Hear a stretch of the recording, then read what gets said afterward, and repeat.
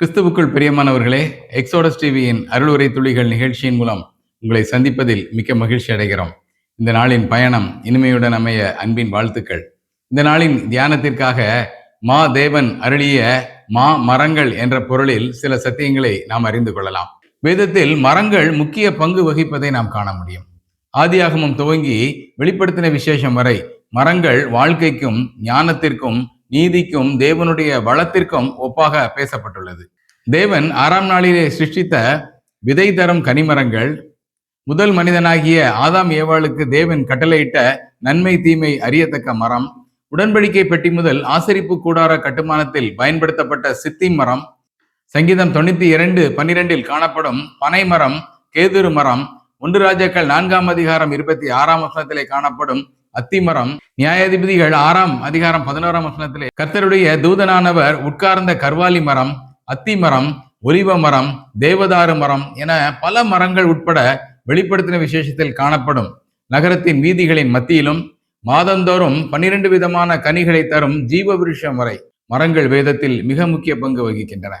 மரங்கள் தேவனுடைய படைப்பில் மிக நேர்த்தியான பயன்பாடுகளை கொண்டுள்ளது என்றால் அது மிகையாகாது.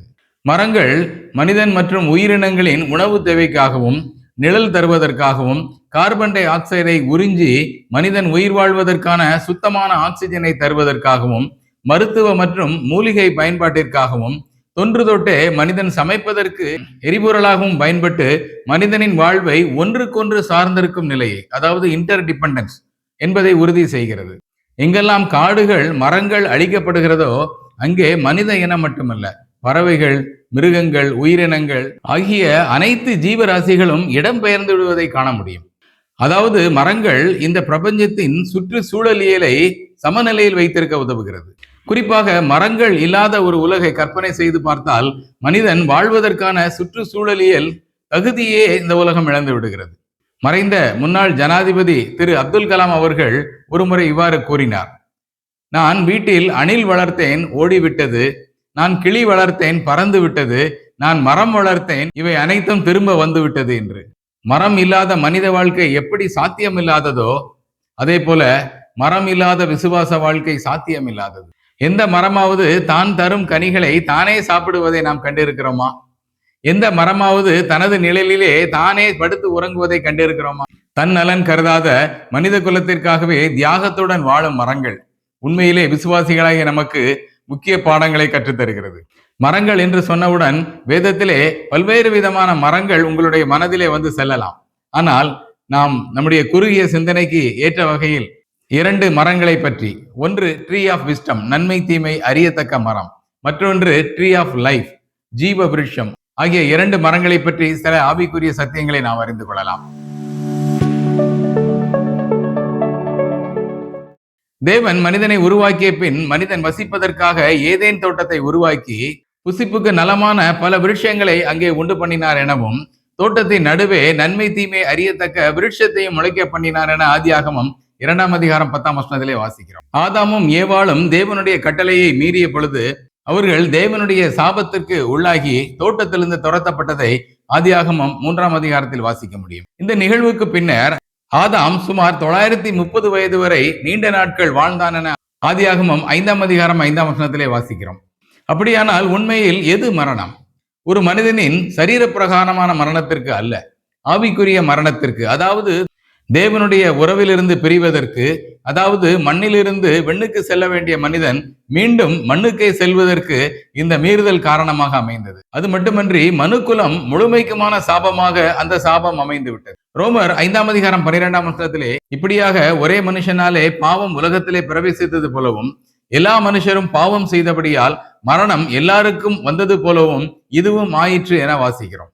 இந்த நன்மை தீமை அறியத்தக்க மரத்தினால் ஏற்பட்ட ஆவிக்குரிய மரணமானது சிலுவை மரத்திலே கிறிஸ்து இயேசுவின் மரணத்தினால் மீட்டெடுக்கப்பட்டதை ரோமர் 5ஆம் அதிகாரம் 19ஆம் வசனம் மற்றும் 1 கொரிந்தியர் 15ஆம் அதிகாரம் 22ஆம் வசனங்களிலே வாசிக்க முடியும். மனுக்குலம் மரத்தினால் இழந்ததை கிறிஸ்துவின் சிலுவை மரணத்தினால் திரும்ப பெற்றோம் என்பது நமது மேன்மையான ரட்சிப்பின் உறுதியான நம்பிக்கையாகும். இந்த கிறிஸ்து எனும் ஜீவ விருட்சமின்றி வாழும் வாழ்க்கையானது வெறுமையானது மற்றும் சாபத்துக்கு ஏதுவானது. எனவே இந்த மரம் இல்லாத கிறிஸ்தவ வாழ்க்கை வெறுமையானது என்ற சிந்தனையில் அனுதினமும் வாழ பழகுவோமா.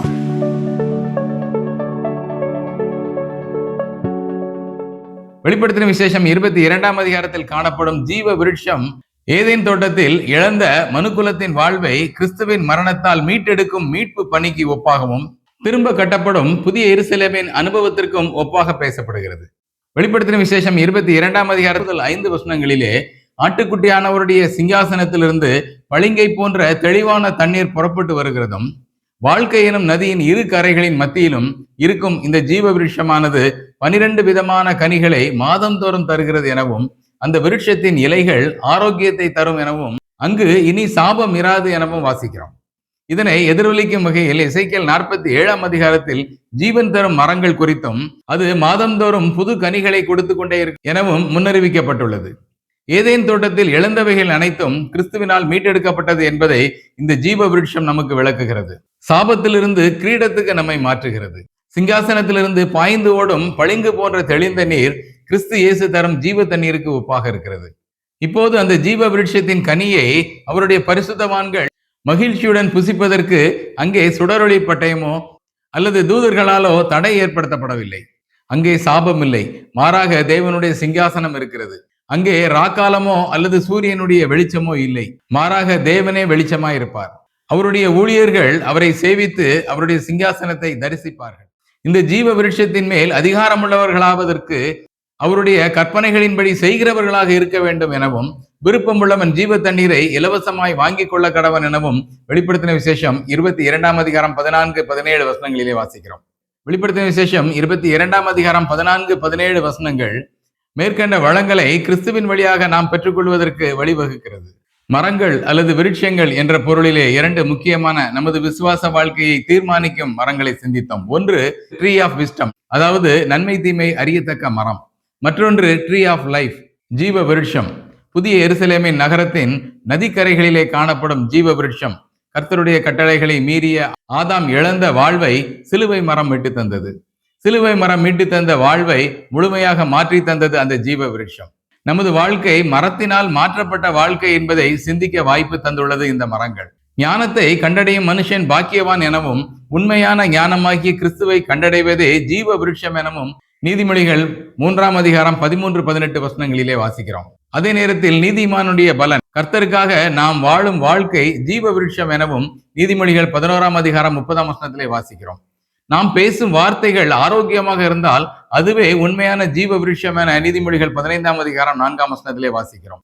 ஜீவ விருட்சம் என்பது வேதாகமத்தில் அழியாமையை மட்டும் சுட்டிக்காட்டுவதல்ல, அது மனுக்குலத்தின் ஒரு வாக்குத்தத்தத்தின் அடையாளமாகும் எனவும் தேவன் இழந்த அனைத்தையும் மீண்டும் சீர்படுத்துவார் எனவும் இப்பகுதி நமக்கு நினைவூட்டுகிறது.